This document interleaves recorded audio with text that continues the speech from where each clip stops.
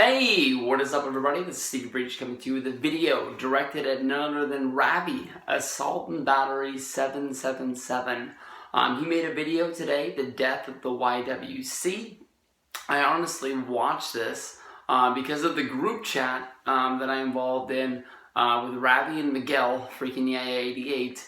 I was told that he had a video, and to me, Ravi's videos and Miguel's videos to me are must watch.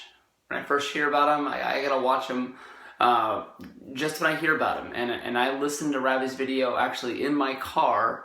I put it up on my phone and I listened to it through the Bluetooth gimmick on my radio as I rode home. I didn't really miss anything because in the video it looked like he was just basically sitting at his desk.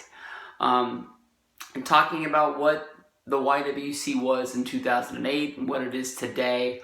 I made a video about this. Basically, I think my video was called the same thing. I think I called it the death of the YWC.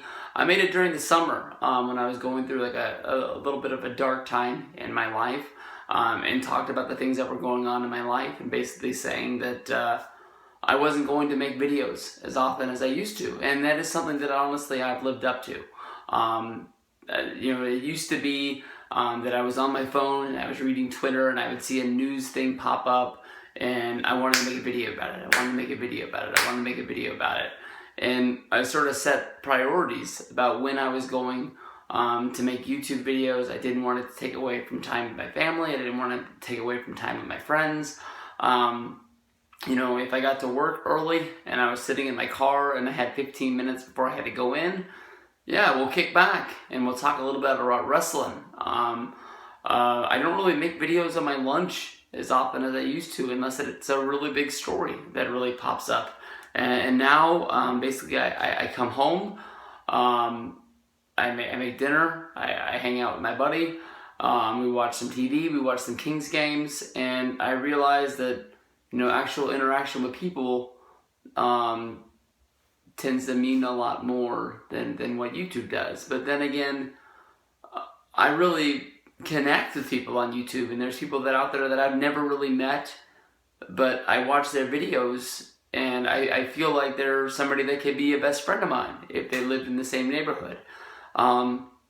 Something that I found out, through being on YouTube is that, there can be real friendships that are made through this deal. Ravi, Miguel, Luke, these are guys that when you think, more than likely when you think of me, you think of Ravi and you think of Miguel, you think of Luke, you think of Zach. This sort of connection, we call each other the clique. It's sort of a name that just got thrown out there and ran with it and took it. At that time, in 2010, was mostly because a lot of people didn't like us and thought that we were stuck-up people that, only wanted to talk to each other. But I think that, going on WrestleMania trips and meeting people, hanging out with them during WrestleCon, Access, ROH shows, just basically making videos is an open invitation of saying, this is where we're going to be. This is our hotel. We are going to be in the lobby. And if you come, that's great. We're here to hang out with you guys. This is why we come to WrestleMania, to hang out with wrestling fans. I think people sort of grouped on that we were all right, and we're good guys. I like to make wrestling videos. I understand that I can't make wrestling videos 24 hours a day, like I once did at one time, and I understand with that. In 2010, that was 7 years ago when I first started doing this. And for Ravi, he kept saying in his videos that he's been doing this for 8 years. I understand that this is a young man's game. I don't look as young as I used to, and probably when I started making videos in 2010, people didn't really believe how old I was back then. But we were doing unboxing videos, sometimes once a week. From WWE Shop sales. WWE Shop hasn't made a t-shirt that I've liked in a long freaking time. I mean, they haven't made a t-shirt that I've looked at and said, bam, I gotta have that. Like when I bought the CM Punk Nexus t-shirt, I bought it without even ever seeing CM Punk wear it. I just thought that was a badass shirt, and I wanted to have it. And I can't remember the last time I saw a shirt that was like that. I saw the Cody Rhodes American Nightmare Bullet Club shirt. I thought that was pretty bitchin'. I bought that bad boy. But you know, besides for the $5 Friday sales that WWE runs, or maybe a clearance blowout every once and now and then again, I can't really think of doing those. You know, I gave up on the WrestleMania plaques. You know, you can see that they're just collecting dust in the clearance section on WWE Shop. I think just it got to the point where they just made too fucking many of them.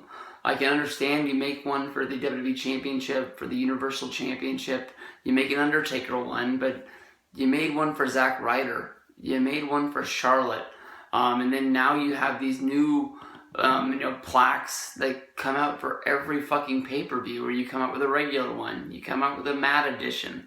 Maybe you make those special ones when Goldberg returns, Kevin Owens wins the championship. But I love the club, but the club need to have a plaque for beating Enzo and Kaz at Hell in a Cell. No one's gonna fucking remember that a year from now. No one needs to have that on their wall, and I love those guys. Hey, shut up. Talking to myself now. But I'll throw in my 2 cents why I think that the YWC is dead. I think there's too many people that come on here, and I will directly say I'm pointing at myself when I say this, but I will at the end, if you let me get through it, throw out there what I think that I do is different than some other people.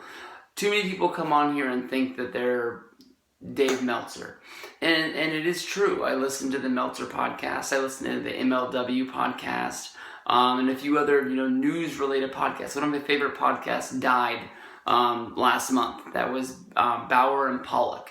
That was through MLW and the Fight Network coming together, and they were supposed to do a show once every week, and through schedule conflicts and things like that, it just sort of fell apart. So they did one last show, they rode off into the sunset. I loved that show because of the fact that it was no nonsense, just these are the stories, and we're going to talk about them for an hour, and it was good shit. But you know, so many times I listen to these podcasts, I hear the news, and I come on here and just there's so many people that make videos, and they just basically say, hey, Seth Rollins is injured, they don't really know how long he's going to be out, and you know, I'll make a video when this news story is updated, and that's the video. There's not people coming on here and giving their 2 cents on what they think that they're going to do, how they think that they're going to fix it, how you would fix it, what match you want to see now that we're not going to get Rollins versus Joe at Fastlane. What happens if Rollins can't wrestle at WrestleMania 33? You know, how do you sort of sew those things together? Those are the things that I want to hear, because I want to hear other people's ideas on what's going down, because I know everyone has that voice in the back of their head as they're reading something on the internet about a story that's going down. What you think is going to happen? This is going to be good. And, you know, those are the fun things. So, you know, I don't make videos in front of my DVD collection anymore, because honestly it felt uncomfortable, because there's basically a chair that's in front of my DVD collection, and my bed is immediately in front of it, so it just doesn't feel like I have a whole lot of space. I have to put my computer on my bed, and it just, the video angle looks weird. I'll give you 100% behind the scenes how I make videos now, and this is how I've been making videos probably for at least about the last 2 or 3 months, because this is where I feel the most comfortable, and it looked probably the most natural. If I'm not in my truck and I'm at home and you see this white wall behind me, you've been here for 9.5 minutes, you deserve this. I'm in my bathroom, and I put my computer on top of the toilet, and then I put my phone in between the laptop deal, and it holds it up, and this works for me. I don't need the best background in the world. You don't need to sit in front of your DVD collection. You don't need to sit, you know, somewhere here, there, or anywhere. To me, like I said, I listened to Ravi's video as I was driving down the freeway today. You know, most of the time, if I'm going to be clicking on YouTube videos, I'm either, you know, reading other things or I'm looking at things online. You know, and it's sort of just background. I'm not looking at you most of the time as it's going down. So I would love to see this get kicked off. I'll be 100% honest. I don't think it's going to by somebody like me or you. There are people that squeak through that still do views like it's 2010 or 2011. But honestly, I think there's too many things that are being squashed. Like the little man's getting squashed by the big man, by bigger corporations that saw that these types of videos were working, and because of their bigger names, you know, with money behind them to buy ads. I think that Google was looking to sort of build upon that, and because they're bringing in more and they're investing more, I think that they push us down. I mean, I knew the tricks of the trade from 2011 to 2013 that were figured out by myself and tips given to me from other people to know how to get your video to the top of the search bar by typing in the words exactly like people would want to see if they were looking for a video. That's how they find your video. Those things don't work anymore. It doesn't matter, almost beyond the point of making the obscure video that no one else is going to make. I know how to get mine at the top. I know that there's people out there that say that there's the YouTube glitch, that there's, you know, problems within YouTube, that every time you upload a video you lose subscribers, and it's not somebody clicking the button, that it's, you know, people becoming, or you know, the algorithm figuring out that people aren't watching your videos and they're unsubbing, or these are dead things like this. I don't believe in any of those.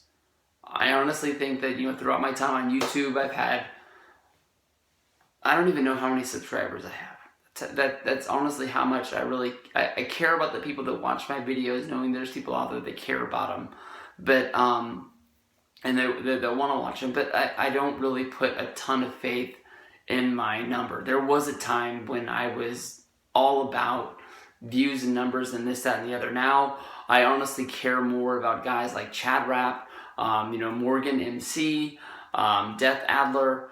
That, you know, I know every fucking video I make, Death Adler's gonna comment on it, and nobody fucking comments on my videos anymore.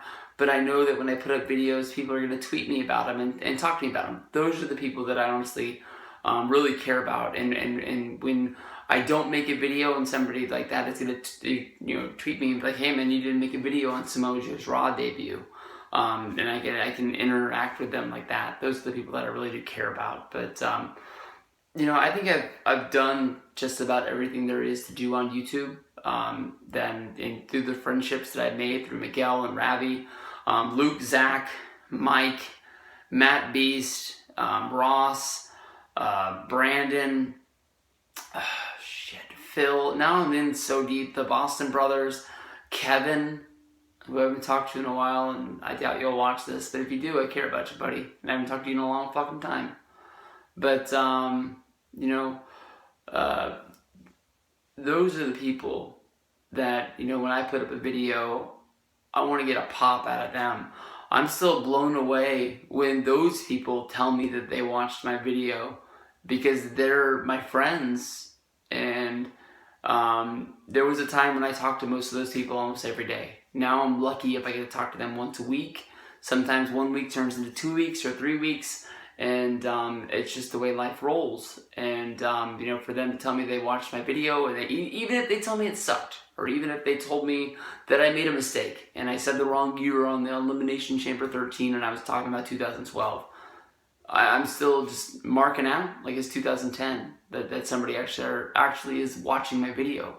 Because to me, honestly, YouTube and Google, anybody in the world can come up with a YouTube account, and it just, through the algorithm, is like rolling the dice. You know, 2 people will open up an account tomorrow. One of them will get 1,000 subs within a certain period of time, and the other person will have 5, and they'll quit because nobody's watching their videos.